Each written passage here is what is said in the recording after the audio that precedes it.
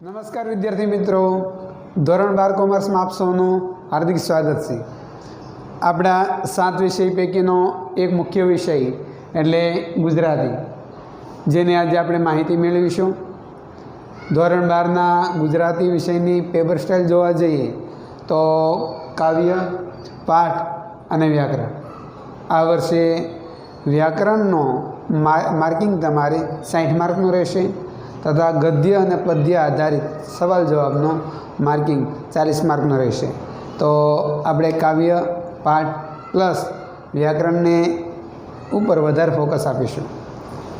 ધોરણ 12નું પહેલું કાવ્ય અખિલ બ્રહ્માંડમાં, કવિ નરસિંહ મહેતા, જેને આપણે આદિકવિ તરીકે ઓળખીએ છીએ।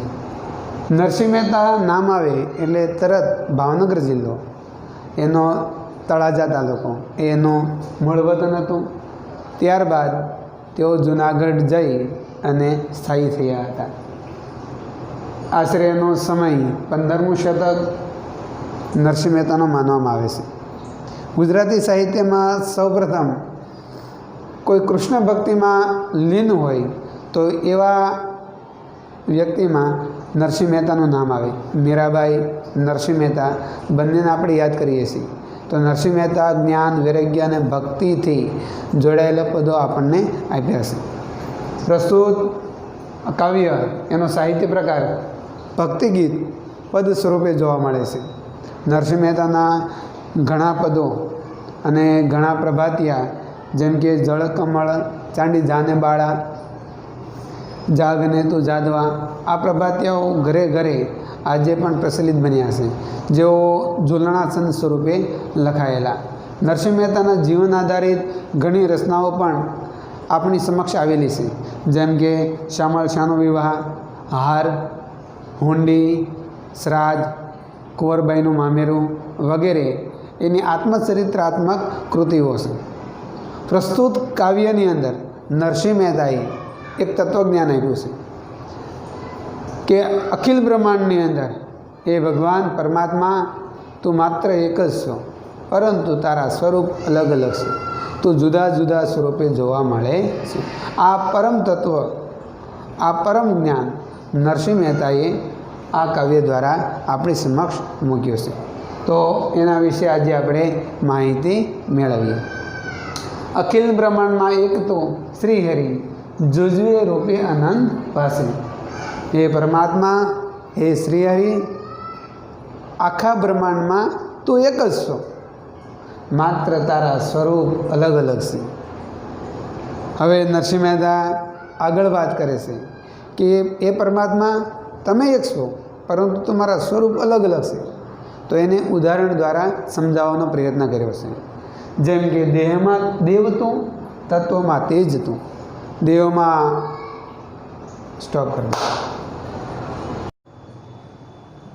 નમસ્કાર વિદ્યાર્થી મિત્રો, ધોરણ 12 કોમર્સમાં આપ સૌનું હાર્દિક સ્વાગત છે। આપણા 7 વિષય પૈકીનો એક મુખ્ય વિષય એટલે ગુજરાતી, જેને આજે આપણે માહિતી મેળવીશું। ધોરણ 12ના ગુજરાતી વિષયની પેપર સ્ટાઇલ જોવા જઈએ તો કાવ્ય, પાઠ અને વ્યાકરણ। આ વર્ષે વ્યાકરણનો માર્કિંગ તમારે 60 માર્કનું રહેશે તથા ગદ્ય અને પદ્ય આધારિત સવાલ જવાબનો માર્કિંગ 40 માર્કનો રહેશે। તો આપણે કાવ્ય, પાઠ પ્લસ વ્યાકરણને ઉપર વધારે ફોકસ આપીશું। ધોરણ 12નું પહેલું કાવ્ય અખિલ બ્રહ્માંડમાં, કવિ નરસિંહ મહેતા, જેને આપણે આદિકવિ તરીકે ઓળખીએ છીએ। નરસિંહ મહેતા નામ આવે એટલે તરત ભાવનગર જિલ્લો, એનો તળાજા તાલુકો એનું મૂળ વતન હતું। ત્યારબાદ તેઓ જુનાગઢ જઈ અને સ્થાયી થયા હતા। આશરે એનો સમય 15મું શતક નરસિંહ મહેતાનો માનવામાં આવે છે। ગુજરાતી સાહિત્યમાં સૌપ્રથમ કોઈ કૃષ્ણ ભક્તિમાં લીન હોય તો એવા વ્યક્તિમાં નરસિંહ મહેતાનું નામ આવે। મીરાબાઈ, નરસિંહ મહેતા બંનેને આપણે યાદ કરીએ છીએ। તો નરસિંહ મહેતા જ્ઞાન, વૈરાગ્ય અને ભક્તિથી જોડાયેલા પદો આપણને આપ્યા છે।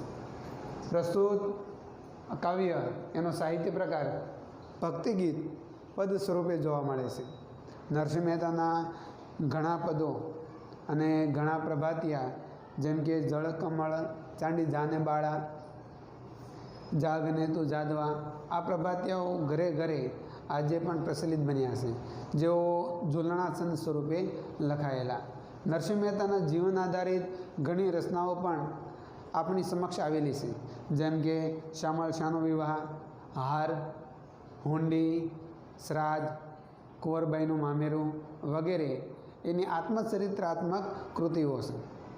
પ્રસ્તુત કાવ્યની અંદર નરસિંહ મહેતાએ એક તત્વજ્ઞાન આપ્યું છે કે અખિલ બ્રહ્માંડની અંદર એ ભગવાન પરમાત્મા તું માત્ર એક જ છો, પરંતુ તારા સ્વરૂપ અલગ અલગ છે, તું જુદા જુદા સ્વરૂપે જોવા મળે છે.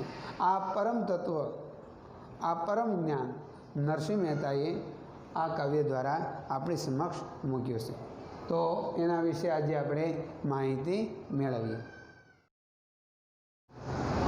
પ્રસ્તુત કાવ્યમાં નરસિંહ મહેતાએ પરમાત્મા એનું સ્વરૂપ એક જ છે, માત્ર એના રૂપ અલગ અલગ છે. આ વાત આ કાવ્યની અંદર આપણને સમજાવવાનો પ્રયત્ન કર્યો છે.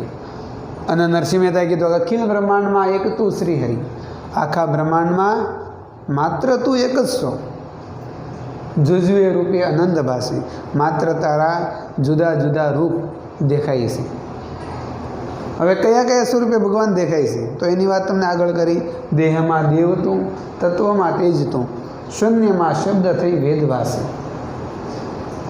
આપણને ખ્યાલ છે કે પરમ તત્વ માત્ર એક જ છે, પરંતુ એને જુદા જુદા સ્વરૂપ ધારણ કર્યા અને પૃથ્વી ઉપર એ અવતર્યા હતા.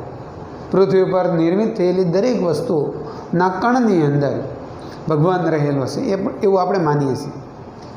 આત્મા શું પરમાત્મા, દરેકના આત્મા એ પરમાત્માનું જ એક સ્વરૂપ છે.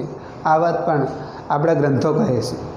તો નરસિંહ મહેતા આ વાતને વિસ્તૃત આપણી સમક્ષ મૂકે છે કે અખિલ બ્રહ્માંડમાં એક તું શ્રી હરિ, આખા બ્રહ્માંડની અંદર ભગવાન તું એક જ છો, માત્ર તારા સ્વરૂપ અલગ અલગ છે.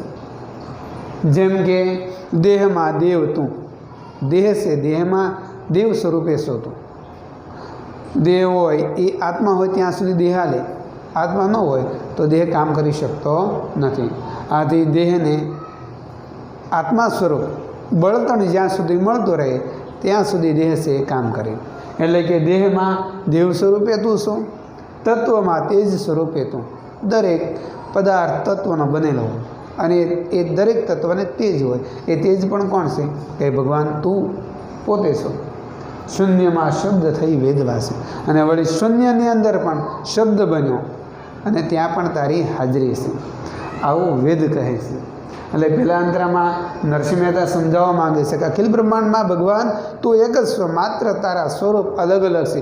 દેહમાં દેવ છો, તત્વમાં તેજ છો અને શૂન્યમાં શબ્દ સ્વરૂપે તું હાજર રહેલો છો. શૂન્ય કહેવું હોય તો પણ આપણે શબ્દ કહેવો પડે. એ રીતે દરેક જગ્યાએ પરમાત્મા વસેલા છે એવું નરસિંહ મહેતા પ્રથમ અંતરામાં આપણી સમક્ષ રજૂઆત કરે છે. બીજા અંતરામાં એ વાત કરે છે, આગળ સમજાવે કે ભગવાન બીજા કયા કયા સ્વરૂપે જોવા મળે તો કે પવન તું, પાણી તું, ભૂમિ તું. પવન પણ તું છો, પાણી પણ તું છો અને ભૂમિ પણ તું છો. ભૂધરા વૃક્ષ થઈ ફૂલી રહ્યો આકાશે. ભૂધરા એટલે કે ભૂમિને ધારણ કરનાર હે શ્રી કૃષ્ણ ગિરિધર, તું વૃક્ષ થઈ અને ફૂલી રહ્યો આકાશે, વૃક્ષ બનીને આકાશમાં ફેલાઈ રહ્યો છો. એટલે કહેવાનો મતલબ કે ભગવાન દરેક જગ્યાએ છે. પવન સ્વરૂપે પણ ભગવાન છે, પાણી સ્વરૂપે, ભૂમિ સ્વરૂપે પણ ભગવાન છે. હે ધરતીને ધારણ કરનાર હે શ્રી કૃષ્ણ, તું વૃક્ષ થઈને આકાશમાં ફેલાઈ રહ્યો છો. વિવિધ રચના કરી અનેક રસ લેવાને કાજે. વિવિધ રચના કરી અનેક રસ લેવાને, શિવ થકી જીવ થયો એ જ આશી. અને વળી પૃથ્વી ઉપર સૃષ્ટિમાં આ અલગ અલગ પ્રકારની રચના કરી. શા માટે તો કે વિવિધ રસ લેવા માટે. ભગવાન પરમાત્મા પૃથ્વીનું રસપાન કરવા માટે અલગ અલગ સ્વરૂપમાં અલગ અલગ સૃષ્ટિનું નિર્માણ કર્યું.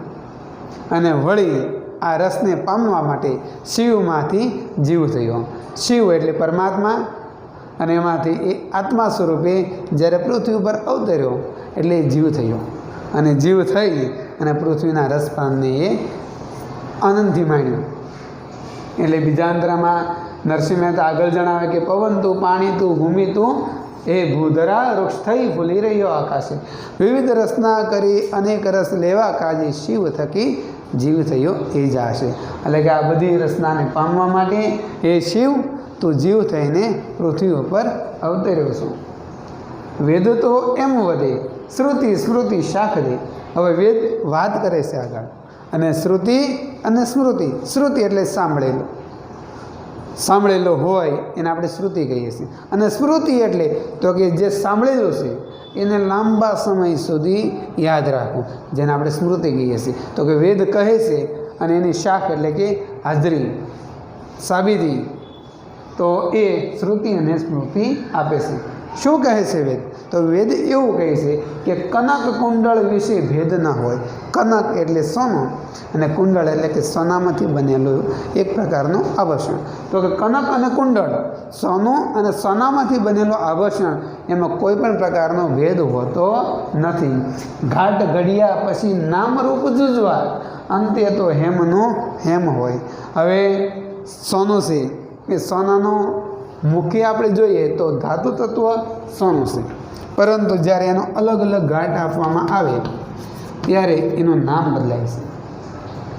ધરતીમાંથી પ્રાપ્ત થયેલું સોનું એને પીગાળ્યું, ગોળ સ્વરૂપમાં મૂક્યું તો એ વીંટી અથવા તો બંગડી સ્વરૂપે જોવા મળ્યું, તો એને આપણે નામ આપ્યું બંગડી અથવા તો વીંટી. ગળામાં પહેરવા માટે બનાવ્યું તો એના હાર નામ આપ્યું, નેકલેસ નામ આપ્યું. તો આ જ્યારે સોનું ધાતુ એક છે, પરંતુ એને આકાર અલગ અલગ આપવાથી એના નામ પણ આપણે બદલ્યા. બસ એ જ રીતે પરમાત્મા એક જ છે, પરંતુ એ અલગ અલગ સ્વરૂપે જોવા મળ્યા, આથી એનું નામ આપણે અલગ અલગ આપ્યા છે. તો જેમ સોનામાંથી રિંગ, નેકલેસ, બંગડી, હાર આ બધું બન્યું, તો એના નામ અલગ થયા, પરંતુ કહેવાય સોનું જ કહેવાય ને. વીંટી હોય તો વીંટી અંતે કહેવાય કે નહીં, સોનાની જ કહેવાય. અને એનું મૂળ તત્વ તો સોનું છે, માત્ર એનો આકાર બદલ્યો છે. આકાર બદલવાથી, નામ બદલવાથી સોનું મટી જતું નથી. બસ એ જ રીતે પરમાત્મા એક જ છે, માત્ર એના સ્વરૂપ બદલાય છે.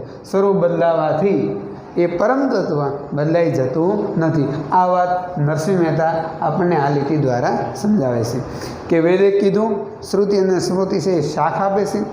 કનક અને કુંડળમાં ક્યારેય ભેદ હોતો નથી. સોનું અને સોનામાંથી બનાવવામાં આવેલા કુંડળ હોય એમાં ક્યારેય ભેદ ના હોય. માત્ર ઘાટ ઘડે એટલે એના સ્વરૂપ અલગ બને અને અલગ નામથી ઓળખાય, પરંતુ અંતે તો હેમનું હેમ. સોનું એ સોનું જ રહે, એનું નામ બદલાય છે, પરંતુ એનો ગુણ તત્વ છે એ ક્યારેય બદલાતો નથી. એમ પૃથ્વી ઉપર ઘણા ધર્મ છે, એને પાળનારા લોકો પણ ઘણા છે, પણ એનો અંત તો એક જ છે કે પરમ તત્વ એક, માત્ર એના સ્વરૂપ કેવા છે અલગ અલગ. તો આ વાત નરસિંહ મહેતાએ આ બે પંક્તિ દ્વારા સમજાવી. હવે આગળ આપણે જોઈએ તો ગ્રંથે ગરબડ કરી વાત ન કરી ખરી. ગ્રંથે ગરબડ કરી વાત ન કરી ખરી, જેને જે ગમે તેને પૂજે. ગ્રંથ, હવે પુરાણ કાળથી આપણે ગ્રંથોનો અભ્યાસ કરી અને આપણી પ્રાચીન સંસ્કૃતિને આપણે ઓળખતા આવ્યા છીએ. તો ગ્રંથમાં જે લખવામાં આવ્યું એ બુદ્ધિશાળી લોકોએ આપણી સમક્ષ મૂક્યું, અને એમાં કંઈક ગરબડ થઈ ગઈ. જે વાત રજૂ કરવાની હતી એ વાત રજૂ કરવામાં આવી નહીં. એટલે કે ગ્રંથે ગરબડ કરી વાત ન કરી ખરી. જે વાત ખરી કરવાની હતી કે ભાઈ પરમ તત્વ એક છે, માત્ર સ્વરૂપ અલગ અલગ છે, આ જે મુખ્ય વાત હતી એ વાત એને કરી નહીં. અનંતે આ બધી ગરબડ થઈ ગઈ. ગરબડ કેવી થઈ? તો કે મન વચન કર્મમાંથી આપ માની લે, જેના કારણે દરેક વ્યક્તિ પોતાના મનથી જેને માને ઈષ્ટદેવ એને એ સ્વીકારી લીધું, અને એને તે પોતે પરમ તત્વ સ્વરૂપે સ્વીકારી લીધું. સત્ય છે એ જ મને એમ સૂજે, અને જે મનથી એને સ્વીકાર્યું કે ભાઈ અમારા માટે પરમાત્મા આ પથ્થર છે, તો એને અમે અમારા ઈષ્ટદેવ માનીએ છીએ, તો એ જ અમારું બધું કામ કરશે, એ તમારા પરમાત્મા. ગ્રંથે કીધું કે ભાઈ પરમ તત્વ છે એ 100%, પરંતુ જે વાસ્તવિક વાત હતી એ વાત ના થઈ, જેના કારણે લોકોએ એને જે ગમે એ વસ્તુને પૂજવા લાગ્યા અને એને જ તે પરમાત્મા સ્વરૂપે પૂજી અને પામવાનો પ્રયત્ન કરવા લાગ્યા. ગ્રંથે ગરબડ કરી વાત નવ કરી ખરી. જે વાત કરવાની હતી એ ગ્રંથે વાત ના કરી અને એના કારણે ગરબડ થઈ અને જેના લીધે લોકો જે ગમે એને પૂજવા માંડ્યા અને પૂજીને મોક્ષ પ્રાપ્તિનો એક માર્ગ એ પોતે પામવા લાગ્યા. મન વચન કર્મથી એ વ્યક્તિ એને ઈષ્ટદેવ સ્વરૂપે અથવા તો પરમાત્મા સ્વરૂપે એ સ્વીકારવા લાગ્યા, એના ઉપર શ્રદ્ધા રાખવા માંડ્યા અને એના દ્વારા મોક્ષ પ્રાપ્ત કરવા લાગ્યા. આપણને ખબર છે ઘણા લોકો, ઘણા સાધુ સંતો થઈ ગયા કે જેઓ મોક્ષની પ્રાપ્તિ થઈ એવું આપણે માનીએ છીએ. તો એ બધાને ઈષ્ટદેવ, પરમાત્મા, એનો ધર્મ બધું અલગ અલગ હતું. ભગવાન ઈસુ ખ્રિસ્ત, બજરંગદાસ બાપા, પ્રભુની વાવ, આ બધાએ આપણે બહુ મહાસંતો આપણી સમક્ષ હતા જેને હાલમાં આપણે પરમાત્મા સ્વરૂપે જોઈએ છીએ. શ્રી કૃષ્ણ, રામ, પરશુરામ, આ પણ બધાએ પૃથ્વી પર જન્મેલા એક વ્યક્તિ છે, પરંતુ એને આપણે ઈષ્ટદેવ સ્વરૂપે, પરમાત્મા સ્વરૂપે જોઈએ છીએ. મોહમ્મદ પૈગંબર, મુસ્લિમ ધર્મના લોકો એને ભગવાન માને છે. ખ્રિસ્તી ધર્મના લોકો ઈસુ ખ્રિસ્તને ભગવાન માને છે. અને હિન્દુ ધર્મ તો વિશાળ છે, એની અંદર એક ડૂબકી લગાવો તો અનંત સમય સુધી તમે તૈરાત કરો, તૈરાત કરો, તમારા લાખો જન્મ જતા રહે છતાં એનો કોઈ છેડો આવતો નથી. એટલું વિશાળ હિન્દુ ધર્મ છે.